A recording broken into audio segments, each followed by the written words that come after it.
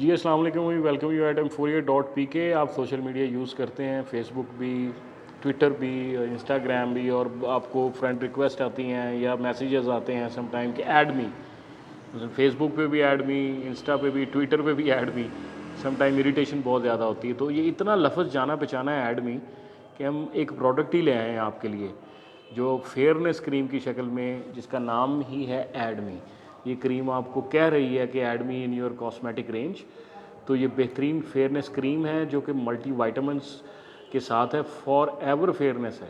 Multi vitamins या natural product के साथ जो फेयरनेस है वो इस तरह नहीं है कि आप लगाएंगे तो फेयरनेस हो गई, वाइटनिंग मिल गई, ग्लो मिल गया, लेकिन ये फॉर एवर फेयरनेस प्रोवाइड कर रही है। Dark in marks and even skin tone में इसका बड़ा अच्छा रिजल्ट है एडमी का, और ये खुद आपसे कह रही है एडमी। और जब मैं आपकी इसकी प्राइस आपको बताऊंगा तो डेफिनेटली आप इसको ऐड करेंगे शर्तिया तौर पे। ये देखें क्या नज़र आ रहा है आपको, 316 रुपये की है, सिर्फ़ और सिर्फ 316 रुपये की।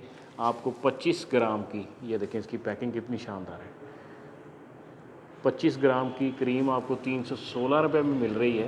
मैं सच कह रहा हूँ, यकीन माने मेरी बात का।